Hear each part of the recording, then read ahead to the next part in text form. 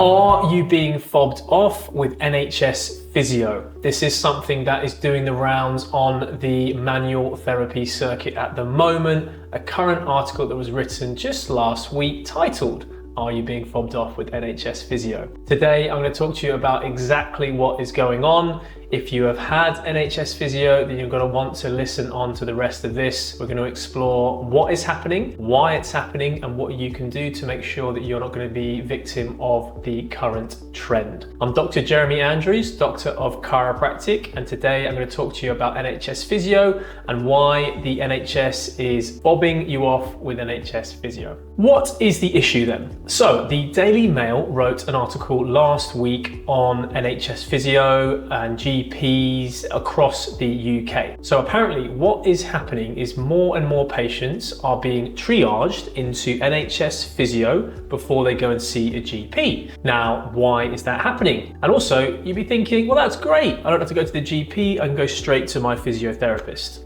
I think 20 years ago that would be the case and you'd actually get a really good result from NHS physiotherapy. We are in now 2023. The NHS is under-resourced. We don't have enough capabilities to be able to dealing with musculoskeletal issues. A lot of musculoskeletal complaints and pain is chronic. Chronic pain takes time. Chronic pain takes resources. It needs people. It needs skills. It also needs an ability to adapt as we go through. Things that the NHS don't have. The NHS has incredibly talented people in it, but they do not have enough time, they don't have enough resources in order to help our chronic pain patients long term. The problem that they're citing is that patients are being directed straight to NHS physio because an NHS physio salary is much lower than a GP. So therefore it costs the NHS a lot less for them to go straight to the NHS physio rather than clog up a GP surgery waiting rooms. Well, that makes sense, right? If I've got back pain or if I've got knee pain, then I can just bypass the GP, go straight to the NHS physio. They said that in the article, NHS physios are on anything from 30 to 45k per year. GP starting salary, it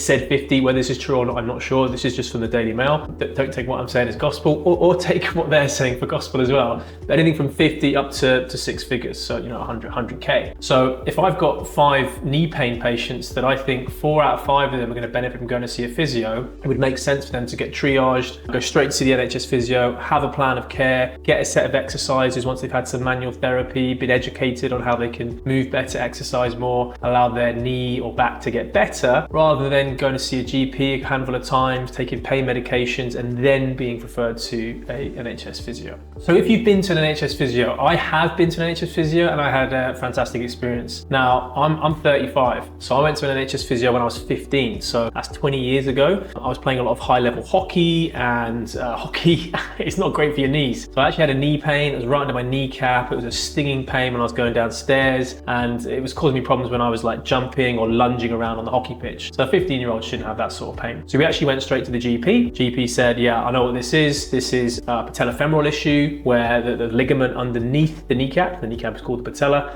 was getting stressed from too much load. Especially at 15-year-old, you're still growing. It can turn into something called an Osgood-Schlatter's disease. Can't say that correctly, my tongue.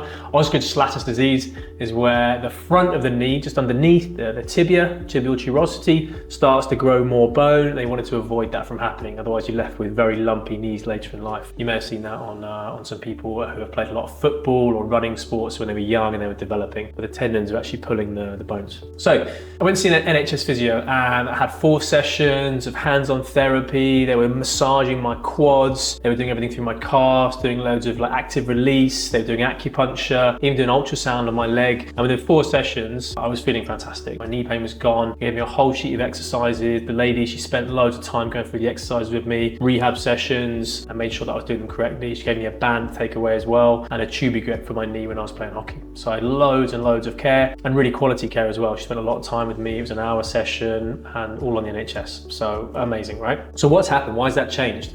Surely if this Daily Mail article is correct and patients are being fast-tracked towards that sort of service, you'd think, well, fantastic, so why are we complaining about it? Well, obviously the quality of the service has gone down. This is because more and more people are using physio and more people are being pushed into the NHS model, and this is where it's getting overrun, it's getting overloaded. The problem is that there's not enough NHS physios, and they don't have enough time to treat the amount of chronic conditions that we are bringing to them. So what happens is now is the NHS physios rarely do hands-on work. We have a lot of clients coming in here, and the first thing I ask them is, did you get some hands-on work? And they say, no, didn't touch me. Just got a sheet of exercises and told to go and do these, and we'll give you a phone call in a couple of weeks. So literally one appointment, 15 minutes long, diagnosis, which is helpful, don't get me wrong, but not always the correct diagnosis because they haven't got enough time to spend on it. Sheet of exercises printed off you go.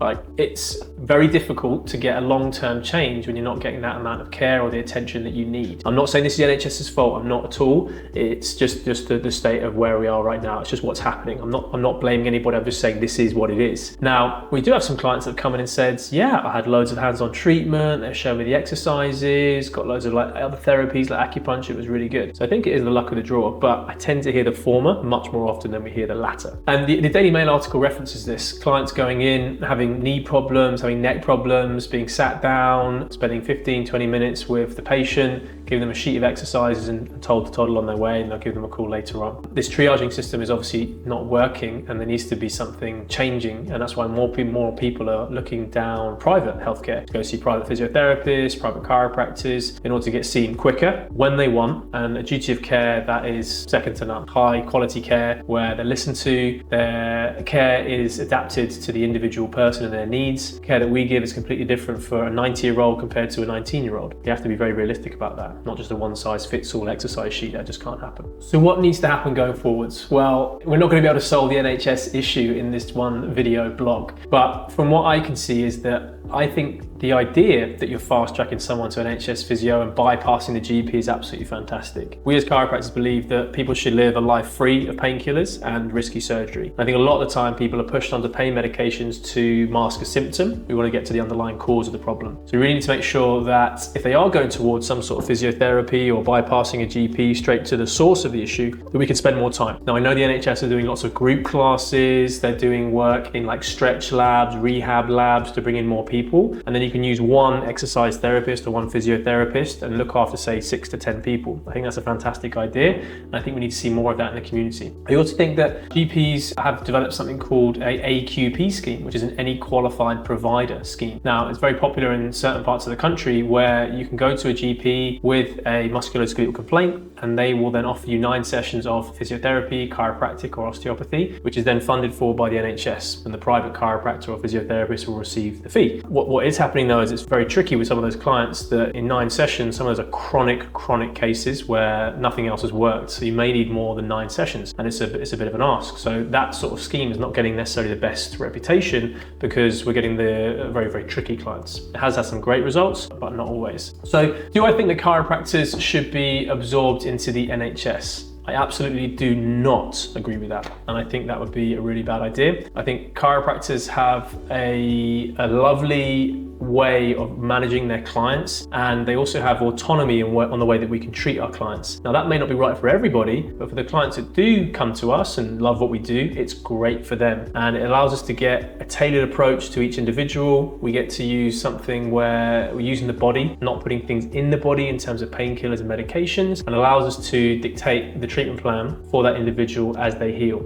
Everyone has a different healing journey, and it's really important that we can map that out and make it unique to each person coming in. So thank you so much for listening to this video. If you have any comments, I'd love to hear your feedback. If you've had NHS physiotherapy and you've had a great experience, please drop that in the comments. Also, if you've had an experience that you think could be improved, I'd love to hear kind of different opinions and different experiences of what has happened when you're going into NHS physio. If you think I'm completely wrong, then also I'd love to hear your comments on that as well and hear the other side of the story. Remember, I've had NHS physio and I had it a while back, and I thought it's fantastic. I think all NHS physios are great. So the system is not designed now for the demand that we are putting on it. So if you like the video, please share it with your friends and don't forget to subscribe to the channel. Don't forget, you can grab a copy of my best-selling book here, The Secret Cure to Back Pain, How to Avoid a Lifetime of Painkillers and Surgery. Just grab the Amazon link below in the comments and let me know what you think.